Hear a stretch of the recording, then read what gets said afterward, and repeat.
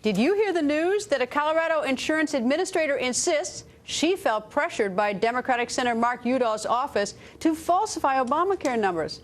Well, if you didn't hear that news, Sean Hannity says he may know why. Sean tweets, Christie ensnared in a scandal dubbed Bridgegate, and the media, well, is having a field day. Anything to distract from Obamacare. Sean Hannity joins us. Nice to see you, Sean. Hey, Greta, how are you? It's always great to be on with you.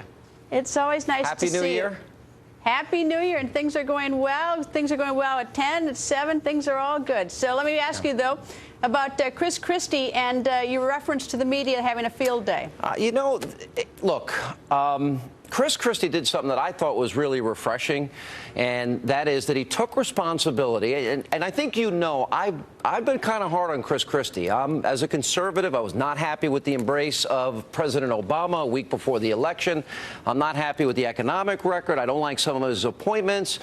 And Chris Christie did something that was really refreshing, went out there, fired people, took responsibility.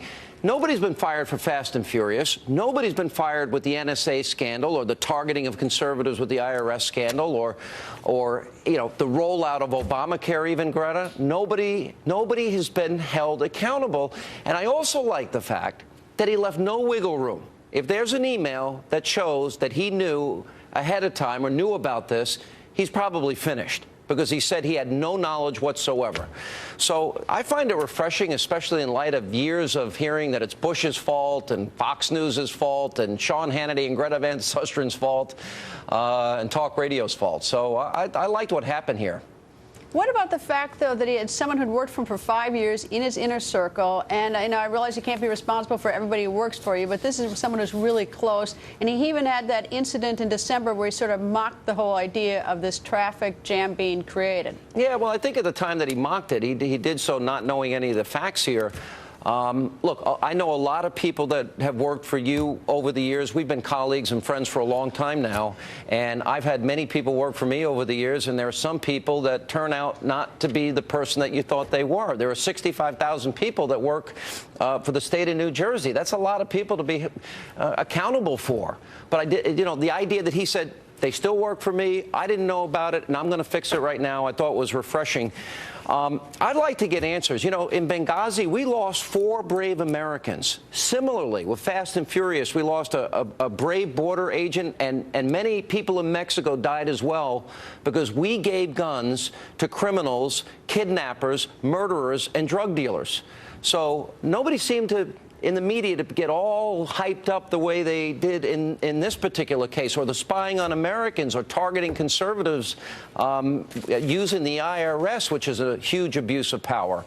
But I'll tell you one other thing, Greta. As you mentioned the Udall case out in Colorado, I think the reason we saw a poll this week where 42% of Americans now identify not with the Republican Party or the Democratic Party, but they identify themselves as independent, is there is a sense that we're being lied to. You like your plan, you keep your plan. It was a lie. You're not saving $2,500 a year.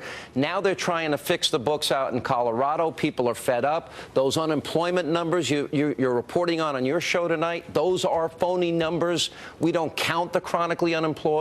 The accounting they do in Washington is totally dishonest. I know you as a lawyer, there would be people you'd have to defend, cuff, perp walk, and put in jail if they did the same accounting Washington does. You mentioned the independents. That's sort of a bulging number. More and more people seem to be moving to that area.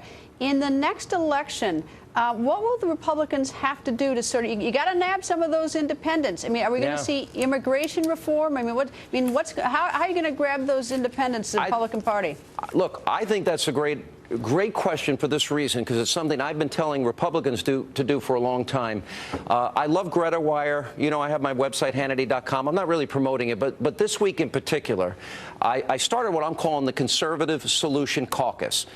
I don't think the answer is left or right, but if we don't balance the budget, if we don't stop spending more money than we take in, we're literally robbing our kids and our grandkids of their future. So I have 4 solutions I laid out this week. I'm laying out a number more solutions next week, and we've got to balance the budget. I like the penny plan, a balanced budget amendment. I think the real answer to our economic problems is energy, and that means drilling and fracking and coal mining and gas production in this country. country. I believe in term limits, and I believe we have better answers to health care than Obamacare. I think the party that gives answers is going to be the party that deserves to win. I think we have chronically high unemployment that is unnecessary, debts that are unnecessary, and I think the party that offers the solutions is going to be the one that wins. And if it's the Democratic Party and they offer good solutions, I'd support them. If it's a Republican Party, I'll support them. If it's nobody, I'll oppose them all.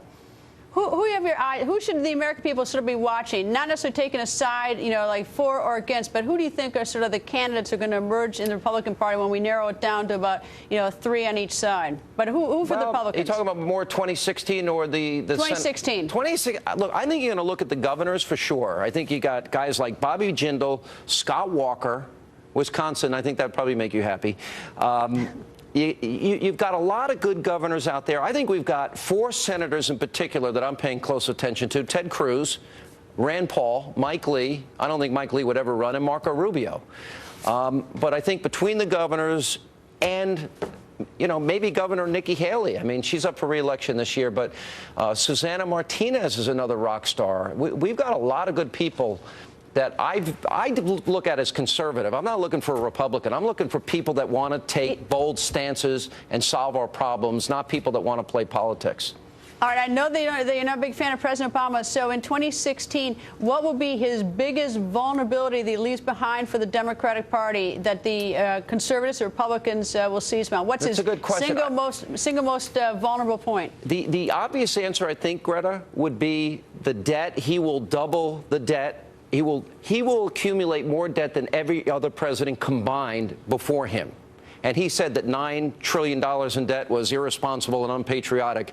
He's going to have to answer to that at some point. But I think his biggest legacy on the negative side is going to be his lack of understanding in the Middle East and literally helping Iran move forward with the nuclear weapon program, not understanding radical Islam in Egypt and the entire region, and not supporting our ally Israel. I think that will be the biggest mistake that he has made in his presidency.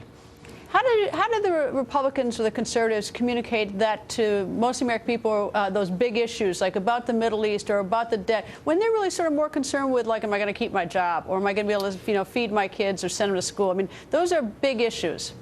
What bothers me, and this is a great question. It's almost like I can predict what the Republicans are going to do this year.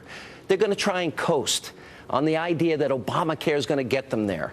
If you look at the 2 most successful errors for the conservative movement in this country is when they had bold ideas and they were able to communicate those ideas with passion and vision to the American people. That's Ronald Reagan. Ronald Reagan limited government, lower taxes, limit the percentage of people's income that they can pay in taxes. He inspired people to the conservative agenda, and he was a nice guy. That's the second big movement in the conservative movement was Newt Gingrich and the contract with America. You elect us, we'll do these 10 things. Brilliant, inspiring things that people can support. Look, America knows they've made up their mind on Barack Obama. More and more people, I think, have come around to my way of thinking. I think I was a little ahead of the curve in 2007. Some people were slow to get on board. But they've made up their mind on him. The question is, what are they going to offer that's different? And I think the party that says we're going to stop robbing from our kids, that we're not going to be energy dependent on the Middle East and other countries, especially when we have more combined resources than the entire Middle East. I think the people that come up with a plan for health care that will actually allow people to keep their doctor, get lower prices, that means free market capitalism and competition. That is the party. Those are the people that are going to lead people to support them. That's what I think. I'm kind of tired of the games going on there now. Well, Sean, thank you very much. See you at 10 p.m. I watch every night. I even tweet right before it comes out to make sure others do. You are awesome. I watch your show every night. You're killing it at 7 o'clock. You've been a very dear friend, and I appreciate it more than you know. Thank you so much, Greta. Thank you, Sean. I'll be watching at 10. Thank you.